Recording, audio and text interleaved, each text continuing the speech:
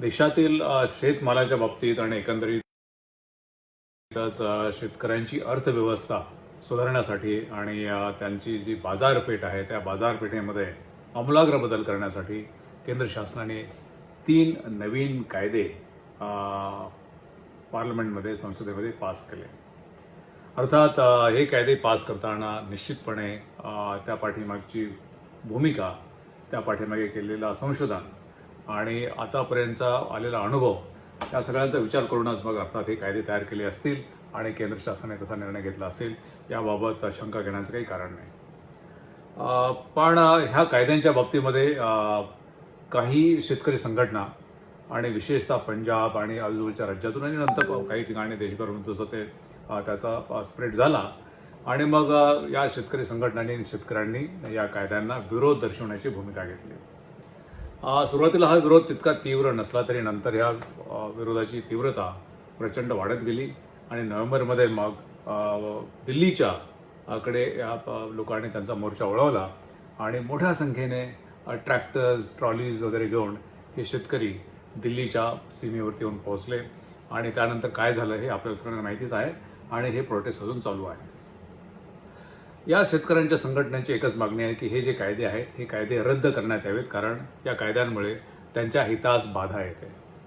अर्थात केंद्र शासनाची भूमिका अशी आहे की या कायद्यामुळे शेतकऱ्यांचा फायदा होणार आहे. शेवटी सर्वोच्च न्यायालयाला सुद्धा यामध्ये हस्तक्षेप करावा लागला आणि सर्वोच्च न्यायालयाने असं सजेशन दिलं की काही दिवस हे कायदे स्थगित करण्यात यावेत आणि जेणेकरून मग त्यामध्ये विचार करावास वेळ मिळेल आणि अर्थात हे जे आंदोलन चालू आहे ते आंदोलनसुद्धा त्याची तीव्रता कमी होईल. पण याचे काही परिणाम झालेले नाही. त्यांनी अजूनही गेले 4-5 महिने जे आंदोलन चालू आहे ते चालूच आहे आणि हे आंदोलन जे चालू आहे ते कोविड-19 किंवा कोरोनाच्या पार्श्वभूमीवरती, कोरोनामुळे नुसतंच भारतच नाही तर जागतिक जी अर्थव्यवस्था आहे आणि जागतिक जीवितहानी झालेली आहे त्या पार्श्वभूमीवरती सुद्धा हे जो आंदोलन आहे ते अजूनही चालू आहे. मला खरं म्हणजे की आज हा विषय काढण्याचं काही कारण नाही आहे, कारण सगळं जग आणि विशेषतः भारतामध्ये कोरोनाने हाहाकार माजवलेला आहे आणि तो विषय सोडून मग आपण या शेतकऱ्यांच्या आंदोलनाबाबत किंवा प्रश्नाबाबत का विचार करतो आहोत.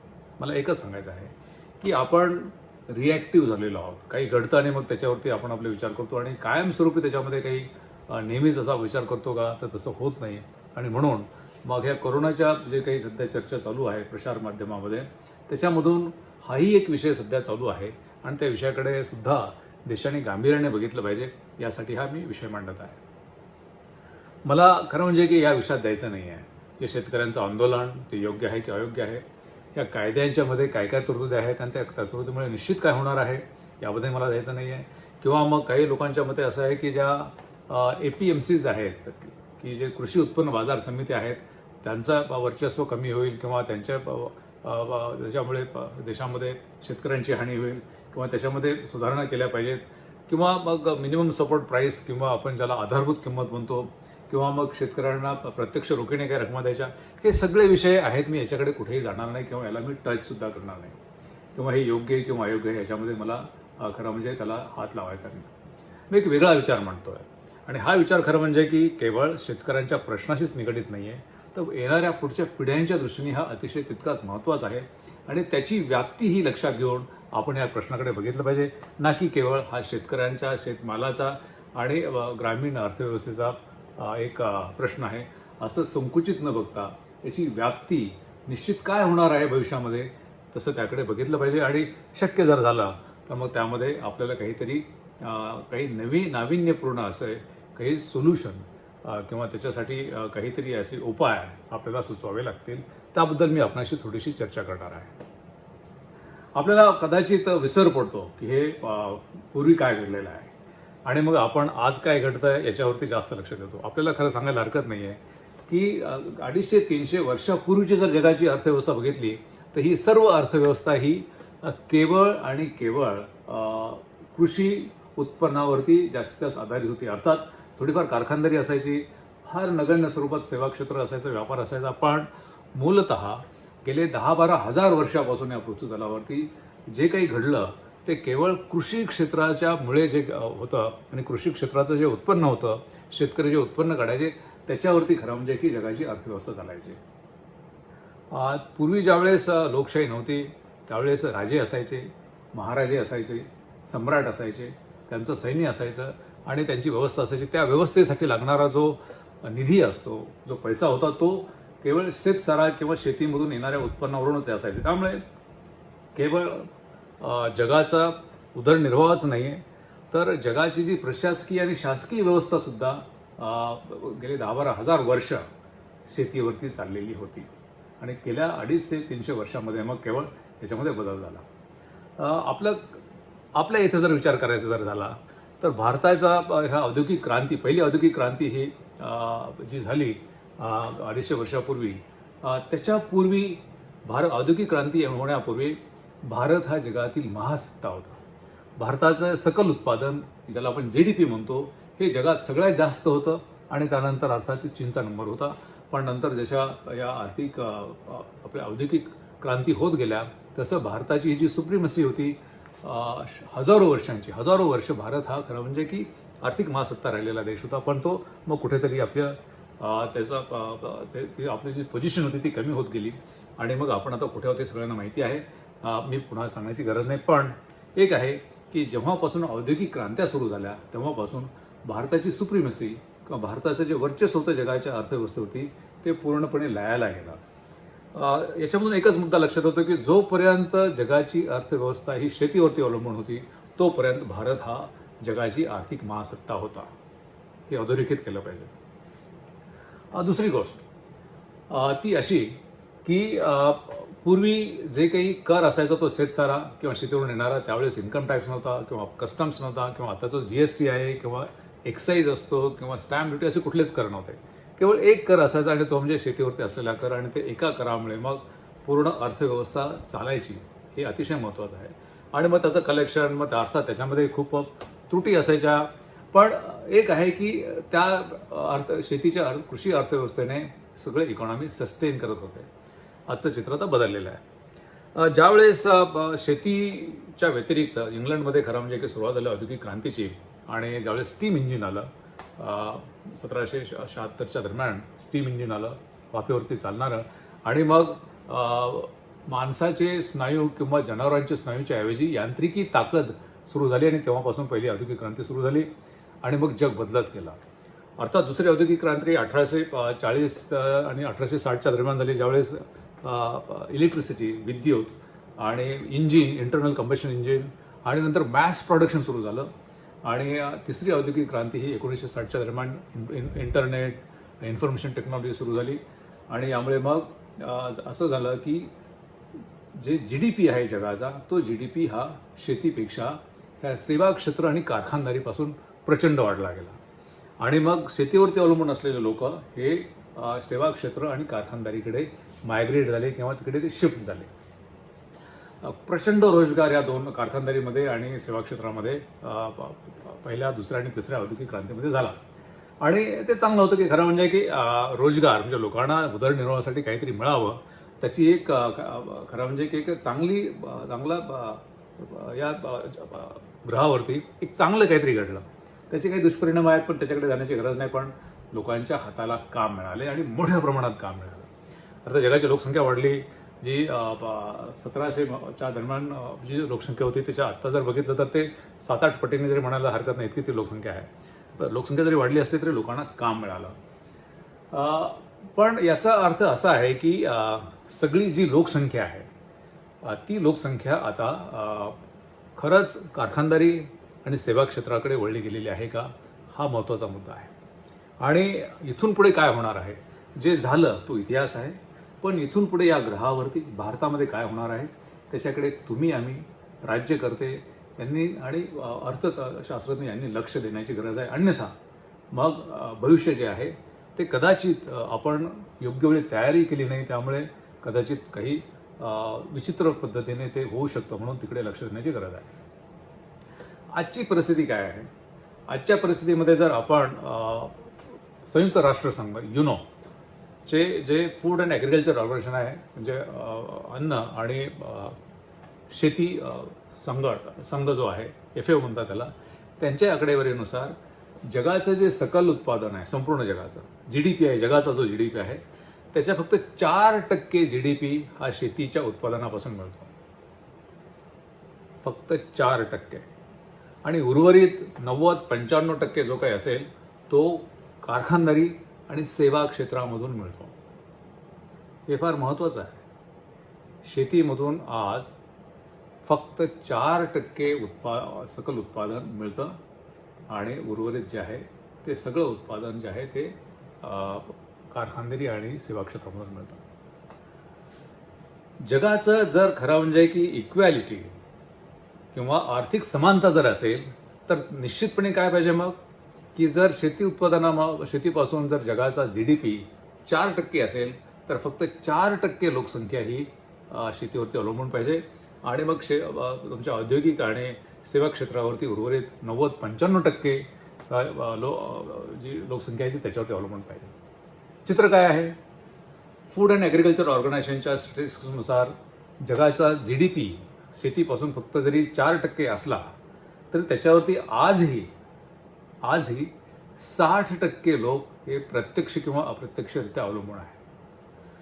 आर्थिकदृष्ट्या हे अतिशय विदारक चित्र आहे. हे आपण समजून घेतलं पाहिजे.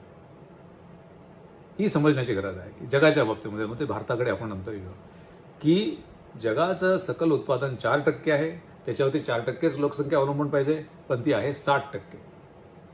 याचाच अर्थ असा आहे की शेती क्षेत्राच्या जे उत्पादनाला तितकी किंमत मिळत नाही आहे किंवा त्याच्यासाठी जे काही बाजारभाव असतो तो बाजारभाव तशा पद्धतीने विकसित झालेला नाही, जेणेकरून त्या मालाला तसा जे रिटर्न्स मिळत नाहीत आणि मग तो क्षेत्र जे आहे ते आर्थिकदृष्ट्या विकलांग आहे जागतिक पातळीवरती. अर्थात काही देशांनी याच्यामध्ये बदल केला, जसे की जे राष्ट्र जे होते जे खूप मोठ्या प्रमाणात त्यांनी आधुनिकीकरणाकडे गेले आणि महासत्ता झाली. आर्थिक उदाहरण जर द्यायचं झालं तर अमेरिकेचं उदाहरण देता येईल, युनायटेड स्टेट्स ऑफ अमेरिका. त्यांची आज जर आपण बघितलं, पूर्वी त्यांची परिस्थिती वेगळी होती, पण आज जर बघितलं तर त्यांचं शेतीचं उत्पादन जे GDP आहे, सगळ्याच्या GDPमध्ये शेतीचा जो कॉन्ट्रीब्युशन आहे की शेतीपासून मिळणारा GDP आहे तो फक्त 1% आहे. आणि त्याच्यावरती किती टक्के लोकसंख्या अवलंबून आहे? ती पण 1%च आहे. म्हणजे जगामध्ये जे पाहिजे तसं अमेरिकेमध्ये आहे की जितका GDPचं जितकं पर्सेंटेज, GDPची जितकी व्याप्ती तेवढीच लोकसंख्या त्याच्यावर असेल. त्यामुळे कुठेतरी मग आर्थिक असमानता नसल्यासारखं होतं. पण जगाचं जर उदाहरण बघितलं तर आपण बघतोय की 60% लोकसंख्या फक्त 4% उत्पादन अवलंबून आहे, त्यामुळे प्रचंड आर्थिक असमानता आहे. भारताचा जर विचार करायचा जर झाला तर भारताचा आजही जवळजवळ 55 ते 60% लोक प्रत्यक्ष किंवा अप्रत्यक्षरित्या शेतीवरती किंवा ग्रामीण अर्थव्यवस्थेवरती अवलंबून आहेत आणि त्याच्यापासून मिळणारं जे GDP आहे, सकल उत्पादन आहे भारताचं शेतीपासून, ते 9 ते 12, 13, 14, 15% आहे. आकडेवारी बदलत राहते. याचाच अर्थ असा आहे की आपली जगाच्या सरासरीपेक्षा परिस्थिती थोडी जरी बरी असली तरी जे 12-13% सकल उत्पादनावरती आपली जवळजवळ 55% लोकसंख्या अवलंबून आहे. आणि मग उर्वरित कारखानदारी आणि सेवा क्षेत्रावरती अवलंबून आहे.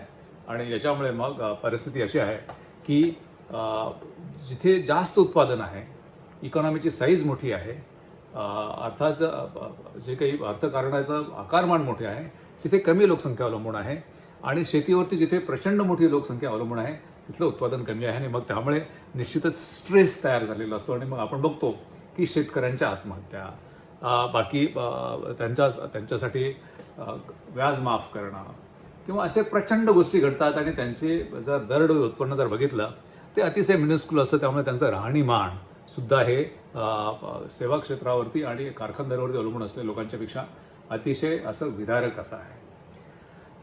याच्यामध्ये खरं म्हणजे अमेरिकेसारखा आपल्या ब्युरोक्रसीने, मी राजकीय लोकांना तितकासा दोष देणार नाही, पण ब्युरोक्रसीने ठामपणे दरवर्षी सांगितलं पाहिजे की आपले जे बजेट्स तयार होतात, आपले जो अंदाजपत्रक तयार होतो किंवा आपल्या ज्या योजना तयार होतात त्या योजनांचं एकच लक्ष असलं पाहिजे होतं की सकल उत्पादनामध्ये ज्या क्षेत्राचा जितका वाटा आहे तेवढीच लोकसंख्या त्याच्यावरती ठेवायची आणि बाकीची लोकसंख्या शिफ्ट करायची. ते आपल्याला करता आलं नाही, जे अमेरिकेने केला. आणि मग आत्ताही खरं म्हणजे की जर शेती क्षेत्रावरचं जर अवलंबित्व असेल की शेती क्षेत्रावरती जर 55 आणि 60% लोक जर प्रत्यक्ष आणि अप्रत्यक्ष अवलंबून असतील तर मग एकतर ते जी लोकसंख्या अवलंबून आहे ती आपल्याला सेवा किंवा कारखानदारीकडे शिफ्ट करावी लागेल किंवा मग GDPचा जो हिस्सा आहे तो आपल्याला 55 ते 60% हा शेतीपासून मिळेल असं केलं पाहिजे. जगाचं जे आपण जे चलनवलन बघतो ते असं आहे की शेतीवरचं उत्पादन हे तसं कमीच आहे आणि कारखानदारी आणि सेवाचं उत्पादन जास्त आहे. त्यामुळे GDP मधलं शेतीपासून मिळणारं उत्पादन वाढण्याकडे कोणाचं लक्ष दिलं जात नाही. केवळ शेतीकडची जी लोकसंख्या आहे ती कारखानदारी आणि सेवा क्षेत्राकडे वळवण्यासाठी प्रयत्न चालू असतात. आपल्या देशामध्ये ते चालू आहेत आणि आपल्याकडे आपल्याला सांगायला हरकत नाही की आपल्या एका राष्ट्र पातळीवरती नेत्याने सांगितलं होतं की जर घरामध्ये 2 भाऊ असतील तर एकाने शेती करावी आणि दुसऱ्याने मग व्यवसाय करावा किंवा नोकरीमध्ये जावं असं त्यांचं ते प्रसिद्ध वक्तव्य आहे. हरकत नाही, तीच स्ट्रॅटेजी पाहिजे कारण अमेरिकेने तसं केलंय किंवा ज्या डेव्हलप कंट्रीज त्यांनी तसं केलेलं आहे त्यामुळे तसं करायला काही हरकत नाही. पण आता प्रॉब्लेम झालेला आहे. ते शक्य आहे का? खरं म्हणजे ते शक्य पाहिजे पण आता परिस्थिती बदललेली आहे. आता पहिल्या 3 औद्योगिक क्रांतीमध्ये शेती क्षेत्र आणि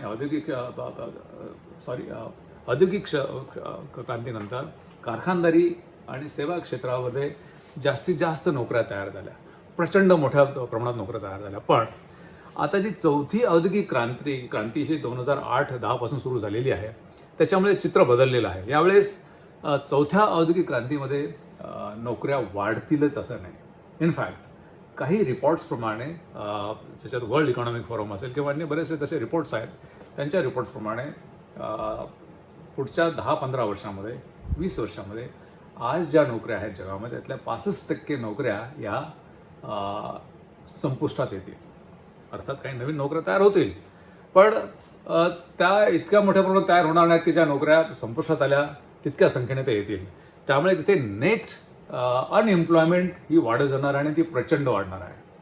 आता याचा दुसरा अर्थ असा आहे की शेती क्षेत्रावरती जे लोक अवलंबून आहेत त्यांना कारखानदारी आणि सेवा क्षेत्रामध्ये जाण्यासाठीचे दरवाजे आता बंद होत चाललेले आहेत. किंबहुना आता ते काही जर क्षेत्र आपण बघितले तर आजच ते बंद होताना दिसत आहे. आणि हे कशामुळे होत आहे तर 4थ्या औद्योगिक क्रांतीमध्ये कॉग्निटिव्ह अॅनालिटिक्स, 3D प्रिंटिंग असे खूप काही असे यायला लागले. ते ऑटोमेशन यायला लागले, रोबोटिक्स यायला लागलेले आहे. इव्हन शेतीमध्ये सुद्धा आता बऱ्यापैकी ते टेक्नॉलॉजीचा वापर होतोय. या सगळ्या गोष्टीमुळे मग रोजगार कमी होतोय. अर्थात संपत्तीचं क्रिएशन वाढलेलं आहे पण ते काही मुठभर लोकांच्या हातामध्ये चाललेलं आहे. ते काही त्याच्यामध्ये वर्कर्स किंवा नवीन नोकऱ्या याच्यासाठी जात नाही आहे. ऑटोमेशनमुळे ते ठराविक लोकांच्याकडे जात आहे आणि त्यामुळे नोकऱ्यांची तशी वाढ होत नाही. हा खरं म्हणजे जगातला सगळ्यात मोठा प्रश्न आहे आजचा. कोविड हा जरी प्रश्न असला तरी तो तात्कालिक आहे. तो आपल्याला सोडवता येणं शक्य आहे आणि तो सोडवला जाईल कारण वॅक्सिन आहे, बाकी काय आहे, कारण एक छोट्याशा टाईम विंडोसाठी आहे. पण हे जे कायमस्वरूपी आता जे येऊ घातलेलं आहे आणि जे आता थांबवलं जाऊ शकत नाही कारण टेक्नॉलॉजीचा वापर हा केवळ एफिशियंट आहे म्हणून जास्तीत जास्त वापर करून कमीत कमी खर्चामध्ये जास्तीत जास्त कसा नफा कमवता येईल असं गेले 30-40 वर्ष चाललेलं आहे. त्याचं आता विद्रूप स्वरूप खरं म्हणजे आणखी आता इथून पुढे वाढत जाणार आहे आणि त्यामुळे मग नोकऱ्या कमी होत जातील आणि मग शेती क्षेत्रावरती अवलंबून असलेल्या लोकांना कारखानदारी आणि सेवामध्ये जाण्यासाठी दरवाजे काही दिवसांनी बंद झालेले असतील. मग अशा परिस्थितीत आपल्याकडे जे ते 50-55% लोक जे शेतीवरती अवलंबून आहेत त्यांचं काय करायचं? त्यांचा GDP 10-15% दरम्यानच आहे. तो काही 50-55% जाऊ शकत नाही आहे. मग किंवा त्यांची संख्या आपल्याला तिकडे शिफ्ट करता येत नाही ज्यामुळे की त्याचं अवलंबित्व कमी होईल शेतीवरचा. यासाठी मग हे जे आता 3 कायदे आणलेले आहेत किंवा APMCs आहे किंवा डायरेक्ट ट्रान्सफर आहेत, कॅश ट्रान्सफर्स आहेत, या सगळ्याच्या पलीकडे जाऊन मी एक विचार मांडला आणि तो विचार मी मांडताना पहिल्याने एका 2 वर्तमानपत्रामध्ये राष्ट्रीय स्तरावरती तो विचार मांडला की मला याच्यामध्ये जायचं नाही आहे पण एक नवीन विचार की जो भविष्यासाठी शेतीवरती आता शेतीची जी मोठी लोकसंख्या आहे ती लोकसंख्या जर सस्टेन करायची असेल आणि एकंदरीतच देशाची अर्थव्यवस्था, खरं तर म्हणतो जगाची अर्थव्यवस्थेसाठी सुद्धा ते उपयोगी पडेल, ही अर्थव्यवस्था चांगली राहून आर्थिक असमतोल कसा कमी करता येईल आणि मग क्लास वॉर जे पुढे घातलेलं आहे असं मला दिसतं आहे, ते क्लास वॉर कसं अवॉइड करता येईल किंवा त्यापासून आपला बचाव कसा होईल. क्लास वॉर कसा, काही ठराविक लोकांच्याकडेच प्रचंड संपत्ती आहे आणि काही लोकांच्याकडे रोजगार नाही, त्यामुळे त्यांना काही साधनं नाही आहेत उत्पन्नाची, आणि मग असा क्लास वॉर सुरू होऊ शकतो आर्थिक दृष्टीने. बाकीच्या गोष्टी आहेत तो आपण काहीतरी करू शकतो, पण आर्थिक दृष्टीने ते अतिशय विदारक असेल. मी त्याच्यामध्ये फार सिम्पल दिलेलं आहे. खरं म्हणजे की हे सोल्युशन जे असले पाहिजेत ते फार साधे असले पाहिजे. माझं सोल्युशन मी असं दिलं होतं की त्याला मी इंग्लिशमध्ये फर्स्ट ट्रेड मिनिमम प्राईस किंवा प्रथम विक्री मूल्य. माझा प्रपोजल असं आहे की जसं आता कारखानदारी किंवा सेवा क्षेत्रावरती त्यांचं जे प्रॉडक्ट असेल त्या प्रॉडक्टची किंमत हा मॅन्युफॅक्चरर किंवा उत्पादक ठरवतो. सेवा जरी असेल तरी त्याचं सुद्धा मूल्य हे उत्पादक ठरवतो. शेतीच्या बाबतीत तसं नाही.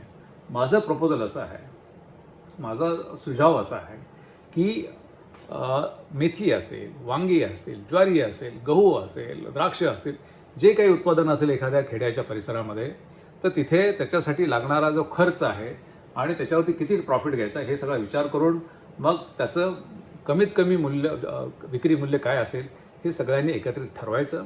आणि ते ठरवल्यानंतर मग त्याच्यावरतीच खरं म्हणजे त्याचं ट्रेडिंग होईल. त्याच्याखाली ट्रेडिंग झालं तर तो गुन्हा समजला जावा, असं माझं प्रपोजल आहे. आणि याचा अर्थ असा आहे की इनडायरेक्टली आपण त्या प्रॉडक्टची MRP ठरवतो, मिनिमम रिटेल प्राईस ठरवतो आहोत किंवा मिनिमम त्याची किंमत ठरवतो आहोत. हे जर एकदा सुरू झालं की मला वाटतं की मग शेतीची अर्थव्यवस्था ही कारखानदारी आणि सेवा क्षेत्राच्या प्रमाणे अशी सुदृढ व्हायला मदत होईल. कारण शेतकरी किंवा शेती उत्पादन करणारे जे क्लास आहे त्यांना त्यांचं मूल्य ठरवण्याचा अधिकार मिळेल, जसा सेवा क्षेत्र आणि कारखानदारीच्या लोकांना आहे. मग शेतकऱ्यांनाच का नको? कारण म्हणजे हा विचार 200 वर्षापूर्वी झाला पाहिजे होता की जिथे तुम्हाला किंमत ठरवायचा अधिकार आहे मग तो उत्पादन, शेती जरी उत्पादन असेल ते उत्पादनच आहे, त्यामुळे हा उत्पादनाचा किंमत ठरवण्याचा अधिकार त्यांना दिला पाहिजे. यापूर्वी जर असं म्हटलं हे करायचं असेल तर ते शक्य नव्हतं. आता शक्य याच्यासाठी आहे की आपल्याकडे तशी टेक्नॉलॉजी आलेली आहे की आपल्याकडे अशा पद्धतीचे आपण खरं म्हणजे की अशी टेक्नॉलॉजी 10-15 वर्षापूर्वीच आलेली आहे. क्रेडिट कार्ड, डेबिट कार्ड हे सगळे आलेले आहेत. त्यामुळे ह्या टेक्नॉलॉजी फार सिम्पल आहे की असे ॲप्स किंवा पोर्टल काढून सगळ्या शेतकऱ्यांनी त्या प्रॉडक्टच्या बाबतीमध्ये त्यांची किंमत काय आहे ती ॲव्हरेज आउट करून मग ती मिनिमम किंमत ठरवायची, रिटेल प्राईस, आणि त्या प्राईसवरच्या खाली जर कोणी विक्री करणार असेल तर ती ग्राह्य धरायची नाही. अशा पद्धतीचे ह्या प्लॅटफॉर्म कायदेशीररित्या, वैधानिकरित्या जर तयार केला तर मला वाटतं की मग मिनिमम सपोर्ट प्राईस किंवा हे जे तिन्ही कायदे केलेले आहेत ते किंवा मग APMC ह्या कुठल्याही गोष्टीमध्ये खरं म्हणजे जाण्याची गरज पडणार नाही. आणि शेतकऱ्यांना मग त्यांचं जे स्वाभिमान आहे, त्यांचे जे कष्ट आहेत किंवा त्यांचा जो किमती ठरवण्याचा अधिकार औद्योगिक आपल्या कारखानदारी किंवा इतर लोकांच्या सारखा तसं त्यांना मिळू शकेल. आणि मग शेतीचं जे सकल उत्पादन आहे ते कुठेतरी आपल्याला 50-55च्या दिशेने घेऊन जाण्यासाठी एक ही तयारी असेल. आणि मग ह्या लोकांचा रोजगार, खरं म्हणजे की माझं प्रपोजन असं आहे की यांच्या ग्रामीण अर्थव्यवस्था, शेतीची अर्थव्यवस्थासुद्धा कारखानदारी आणि सेवासारखी सुदृढ करायची असेल तर हे एक नैसर्गिक असं हे त्याचं सूचना आहे, हे नैसर्गिक असं एक सोल्युशन आहे. याला विरोध कोणाचा होऊ शकतो हाही विचार केला पाहिजे. खरं म्हणजे की शेतकऱ्यांचा विरोध असायचं काही कारणच नाही आहे. कारण त्यांच्या शेतमालाचा भाव ठरवण्याचे अधिकार हे त्यांचे आहेत आणि हे त्यांच्या एका स्मार्टफोनवरती किंवा त्या पोर्टलवरती ते ठरवू शकतात. किती एखादा 5 गुंठ्याचा जरी शेतकरी असला तरी तो त्याच्यावरती जाऊन ते सांगू शकतो की त्याचा आहे, आणि त्या कलेक्टिव्हली त्या क्लस्टरमध्ये त्याचा भाव ठरवला जातो आणि मग तो डिस्कवर केला जातो. त्यामुळे त्याच्यामध्ये लहान शेतकरी, मोठा शेतकरी, त्यामुळे कुठल्याही शेतकऱ्याचा विरोध असण्याचं अजिबात कारण नाही. दुसरी गोष्ट, याच्यामध्ये मग काही कायदे करण्याची गरज आहे का? कायद्याची काहीच गरज नाही. असं जर पोर्टल जर आणलं तर हे होऊ शकतं. आता आपल्याला एक साधं उदाहरण देईल की मुंबईमध्ये जसे काळ्या पिवळ्या टॅक्सी असायच्या पूर्वी त्याला परमिट लागायचं, पण ते परमिट असल्याशिवाय मग ते परमिट म्हणून फार दुरापास्त असायचा किंवा गव्हर्नमेंट परमिट द्यायचं नाही, शासन परमिट द्यायचं नाही आहे. पण मग उबर आलं, ओला आला, त्यांनी हे परमिट वगैरे बाजूला ठेवलं, फक्त एक ते पोर्टल आणलं, तो ॲप आणलं आणि त्याच्या आधारे मग त्यांनी हे काळ्या पिवळीपेक्षा प्रचंड मोठा आहे बिझनेस करायला लागले. तसंच मॉडेल हे या शेतीमध्ये आणलं पाहिजे. एक पोर्टल तयार करून त्याचं हे जे आहे उत्पादन आहे तो त्याचा जी किंमत आहे ते ठरवतील. अर्थात यामध्ये थोडासा खरं म्हणजे की ह्या कृषी उत्पन्नाच्या किमती वाढल्या जातील हे खरं आहे, कारण ते शेवटी ग्राहक जो आहे, पण सध्या जे मिडलमॅन आहे, सध्या जे व्यापारी जे आहे, त्या व्यापाऱ्यांच्याकडे जो प्रचंड त्यांचे मधला जो गॅप ते ॲब्सॉर्ब करतात, तो गॅप खरं म्हणजे शेअर जर केला कस्टमरवर तो ऑटोमॅटिकली होऊ शकतो, तो ह्याच्यामध्ये शेअर होऊ शकतो. त्यामुळे शेतकरी आणि ग्राहक हे दोन एंटिटी आणि मधला जी एजन्सीज आहेत, या एजन्सीज आपण एलिमिनेट तर करू शकणार नाही आहेत, पण कमीत कमी केल्याने त्यांच्याकडे जर नफा कमी जर ठेवला तर मला वाटतं की ग्राहकांना सुद्धा तितकासा त्याचा फटका बसणार नाही. आणि थोड्याफार जरी किमती वाढल्या तरी मग आपण पाण्याला किंमत देतो, बाटलीला पाण्याला किंमत देतो, तिथे विचारत पण नाही आहे, किंवा मग कुठल्याही वस्तूची आपण किंमत सुद्धा विचारत नाही. मग दररोज दिवसातून कमीत कमी 3 वेळेस खातो, जे आपल्याला जगण्यासाठी सगळ्यात महत्त्वाचं आहे, पाणी आणि हवेच्या नंतर, त्याच्या किमती खरं म्हणजे की थोड्याफार जर वाढल्या तर तिथे ते खरं ग्राह्य धरल्या जाण्यासारखं होईल आणि समाजामध्ये काही दिवसांनी ते ॲक्सेप्ट होईल. सध्या जे अन्नावरती किंवा अन्न पदार्थावरती जो खर्च होतो घरामध्ये आणि इतर चैनीच्या वस्तूवरती खर्च होतो, तिथे कुठेतरी असं शिफ्टिंग तिथे थोडंफार ऑटोमॅटिकली होऊ शकतं. आणि सध्या जे झालेलं आहे की हे शिफ्टिंग हे सेवा क्षेत्र आणि कारखानदारीच्या प्रॉडक्ट्सकडे झालेलं आहे आणि ह्या चैनीच्या वस्तूकडे झालेलं आहे. हे कशामुळे झालेलं आहे तर ॲग्रेसिव्ह ॲडव्हर्टिजमेंट किंवा लोकांना सबकॉन्शियसली हे करून केलेलं आहे. त्यामुळे हे ते कृत्रिमच आहे, हे आर्टिफिशियल आहे. त्यामुळे कुठेतरी एकदा की आवश्यक वस्तू आपण जसं म्हणतो रोटी कपड्यावर मकान, त्यातलं रोटीसाठी जर हे शिफ्ट जर झालं आणि चैनीच्या वस्तूकडे जर कमी झालं तर मग जगाचं एक कल्चर तयार होतं, समाजाचं एक कल्चर तयार होतं, संस्कृती तयार होते आणि मग जिथे खरं पैसा देणं गरजेचं आहे अन्नपदार्थासाठी तिथे कोणी द्यायला तयार होईल. मला वाटतं की हा जो असा प्रकार आहे याचा समाजाने याच्यावरती निश्चित चर्चा करावी आणि हा केवळ शेतकऱ्यांचाच प्रश्न न समजता येणाऱ्या भावी पिढ्यांच्या सस्टेनन्सबद्दल, रोजगाराबद्दल आणि अर्थशास्त्राबद्दलच्या दृष्टीने याच्यावरती विचार करावा. आणि मला वाटतं की मग काहीतरी नाविन्यपूर्ण केल्याशिवाय चौथ्या औद्योगिक क्रांतीमध्ये भारताला तरी तसं गत्यंतर राहणार नाही. आपण त्याचा जरूर विचार करावा. धन्यवाद.